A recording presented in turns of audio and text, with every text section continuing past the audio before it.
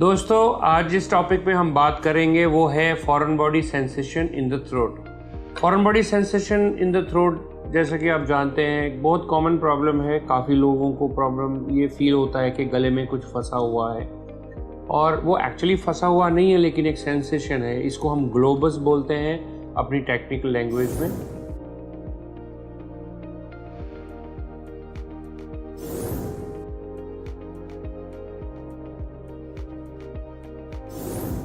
और ये हर age group में देखा गया है।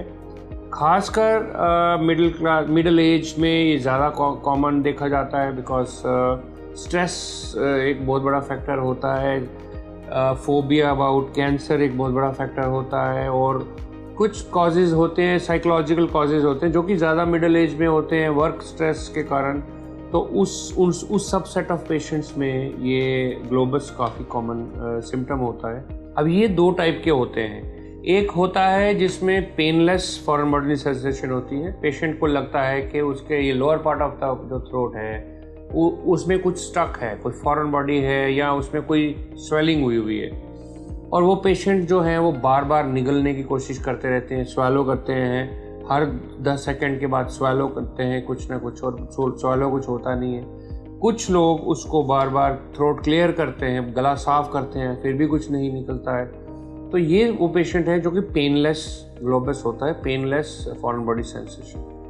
कुछ लोगों को पेनफुल लंप फीलिंग होती है, पेन भी होती है और लंपी फीलिंग भी होती है, और उसके भी कुछ स्पेसिफिक कॉजेज होते हैं, वो हम अभी बात करेंगे। जो पेनलेस ग्लोबस है, पेनलेस ग्लोबस का कॉमनेस्ट कॉज जो हम अपनी प्रैक्टिस में देखते हैं वो एक तो होता है स्ट्रेस, जिसमें कि खासकर कैंसर फोबिया, जो कि आपके किसी रिलेटिव में या फ्रेंड में किसी को कैंसर हुआ होता है थ्रोट में, तो उनको लगता है कि शायद हमें भी हो गया है। तो वो cancer phobia is very important cause of globus. Second cause globus का कई पेशेंट्स में होता है वो है पोस्ट नेजल ड्रिप के कारण। लोगों को ऊपर से ड्रिप आता है और वो बलगम गले में रहती है थोड़ी, और उनको फील होता है कि कुछ फंसा हुआ है, और वो बार बार उसको स्वालो करते हैं या थ्रोट क्लियर करते हैं। थर्ड कॉज होता है एसिड का। एसिड रिफ्लक्स, जैसे कि आप जानते हैं, ऑलमोस्ट 70-80% पॉपुलेशन में एसिड रिफ्लक्स होता है अबव 30 ईयर्स ऑफ एज में। 70-80% पेशेंट्स को तेज़ाब पेट से ऊपर आता है, यहाँ टच करता है थ्रोट में, और कुछ माइल्ड बर्निंग करता है, और इससे ग्लोबस की सेंसेशन बहुत स्ट्रॉन्ग होती है। काफ़ी पेशेंट्स गला साफ करते रहते हैं, बार बार स्वालो भी करते हैं। कुछ पेशेंट्स में ये सेंसेशन है कि वो जब स्वालो करने लगते हैं या रोटी खाने लगते हैं, पहला ग्रास जो होता है या फर्स्ट बाइट विच दे स्वालो, जो वो स्वालो करते हैं, वो फंसता है, उसके बाद वो ठीक हो जाते हैं। तो ये पेशेंट जो है ये एसिड रिफ्लक्स का ग्लोबस रहता है, और ये भी पेनलेस ग्लोबस रहता है। अब इसको ट्रीट कैसे करना है? पेनलेस ग्लोबस को ट्रीट करने के लिए आपको पहले कॉज रूल आउट करना है मोटे मोटे, जैसे कि पोस्ट नेजल ड्रिप है तो एंटी एलर्जिक्स देना है, एलर्जी का ट्रीटमेंट करना है, नेजल स्प्रे देना है।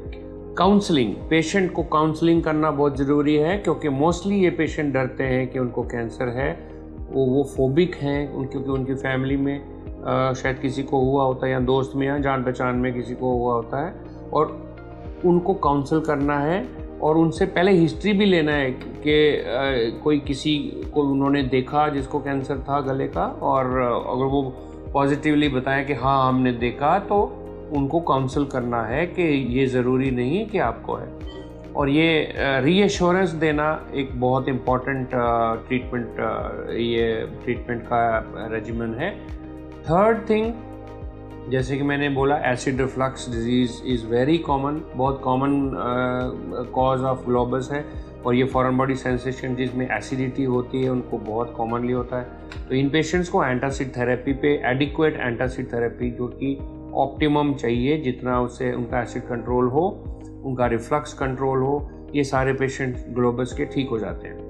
कुछ पेशेंट जो साइकोलॉजिकली ज़्यादा अफेक्टेड हैं, उनमें ये रूटीन मेजर से ग्लोबस ठीक नहीं होता है, फॉरेन बॉडी सेंसेशन ठीक नहीं होती है। उनको लो डोज एंटी डिप्रेसेंट देना पड़ता है। कई पेशेंट्स को कुछ साइकियाट्रिक ड्रग्स भी देना पड़ता है, फिर वो इम्प्रूव करते हैं। अब हम बात करते हैं पेनफुल लंप की। तो पेनफुल लंप की सेंसेशन जो होती है वो किसी भी कारण हो सकती है। उसमें 4-5 मोटे मोटे कारण हैं। आपको इन्फेक्शन हो गया है गले में, जैसे कि आपको फेरिंजाइटिस हो गया है या वायरल हो गया है, या आपको क्रोनिक टॉन्सिलाइटिस की प्रॉब्लम है या टॉन्सिल में इन्फेक्शन रहता है। इन पेशेंट्स में थोड़ा लंपी फीलिंग, जो पेनफुल फीलिंग रहती है। कुछ पेशेंट्स की कुछ न्यूरैल्जिक होते हैं, जैसे कि उनको नर्व में कुछ प्रॉब्लम रहता है, गले की नर्व में प्रॉब्लम रहता है, उनको पेन होता रहता है स्वैलो करने पे।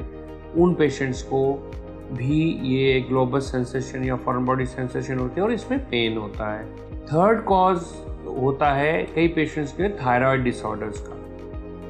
जिन पेशेंट्स को थायराइड की पर्टिकुलर इन्फ्लेमेशन थायराइड होता है, जैसे कि थायराइडाइटिस करके एक प्रॉब्लम है थायराइड में, जो कि इन्फ्लेम्ड थायराइड होते हैं, उन पेशेंट्स में भी लंपी पेनफुल लंप की फीलिंग आती है, खासकर जब कि हम पेशेंट स्वालो करता है। कुछ पेशेंट्स को एक्चुअल कैंसर भी हो सकता है। पेनफुल लंप में जब वो बोलते हैं कि हमें स्वालो करने में बहुत पेन होता है, तो उसमें एक्चुअली कैंसर भी हो सकता है, ट्यूमर हो सकता है, कुछ एक्चुअल लंप भी हो सकता है। तो वो सारा हमें कॉजेज देखने हैं, सारा एग्जामिन करके डायग्नोज करना है और आगे फर्दर ट्रीटमेंट करना है। Thank you very much.